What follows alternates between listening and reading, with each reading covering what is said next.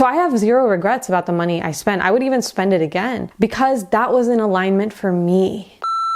Hey guys, TazzyPhe here. How is it going? I have this problem where I am teetering between being a maximalist and a minimalist. Why is that a problem, you ask? Well, because I feel like I've been in this vicious cycle. I see shiny things, get swindled by the marketing, impulsively purchase it, then I feel guilt for spending money, I feel guilt for killing the planet, for buying the product, and then I'm trying to find a time or a place for whatever I bought, which stresses me out, realizing that I didn't actually want or need it, and then I feel like I have too much stuff, and then I go through this process of decluttering, and then I tell myself I won't buy anything ever again, and then eventually I just rinse and repeat. It's been a problem for years, and I want out of this cycle. So like a diet, I would give myself these arbitrary rules. No more buying X, or only spending X amount this month. And we all know that restricting doesn't work long term. You see, this whole time I was treating this problem like a yo-yo diet, hoping to get on the scale and hoping to see a skinnier person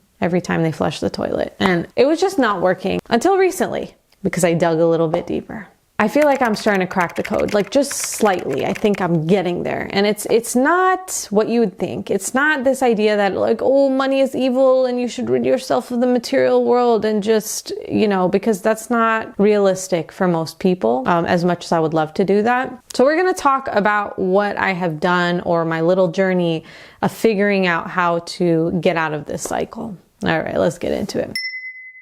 The first breakthrough that I had was that I had to have acceptance. I had to accept that I was buying things for the wrong reasons. You see, I started trying to understand why I was buying things and putting things on a wish list and then feeling so bad when I got those things, because that doesn't make any sense. But a big reason was actually because other people were my compass. You see, there's this concept called mimetic desire. What's that?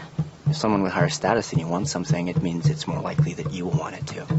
Mimetic desire refers to the concept that our desires are often shaped and influenced by the desires of others around us.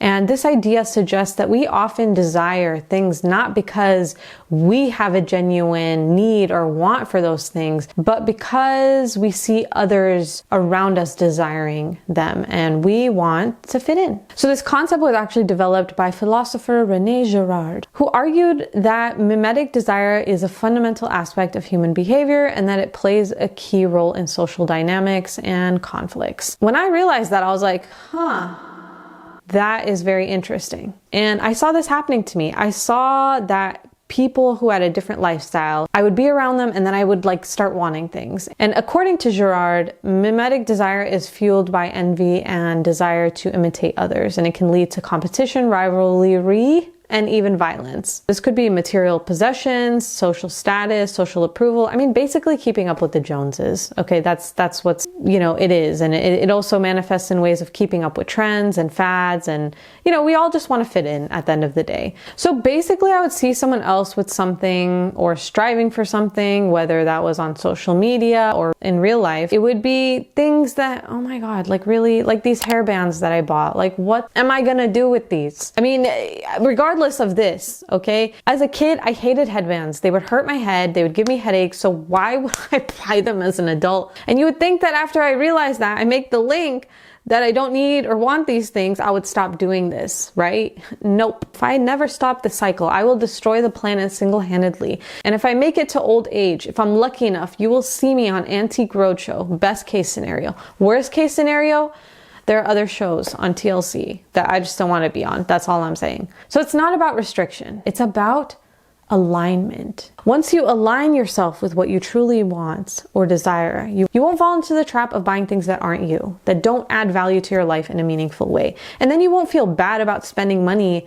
or feeling that sense of regret when you actually do buy things, because it's something that's getting you closer to what you want or what you want to be. And I'm not talking like, oh, like I want to be rich, so I'm going to buy all these like name brand things. No. That's not what I'm saying. I'm saying like truly alignment, like really. So an example of this, recently I took this really expensive YouTube course, which was pretty pricey.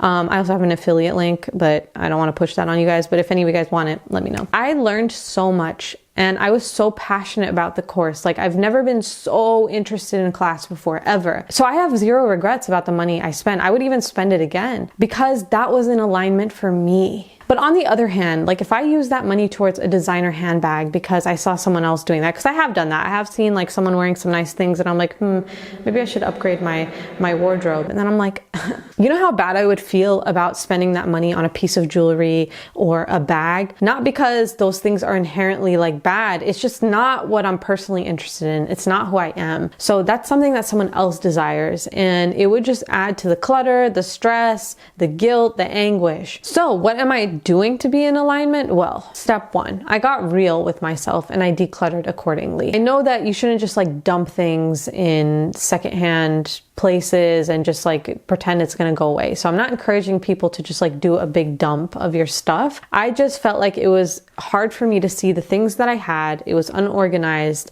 and I felt like because I couldn't see the things I had, it was making me also buy more stuff. Now that I can see what I do own, I'm not tempted to buy more. And I also understand how much space I have available. So that was the first thing. Then the second thing that I did is I'm no longer restricting myself. I'm not telling myself I'm not allowed to buy anything. The only real rule that I'm putting on myself is that it should be in alignment with what I truly want.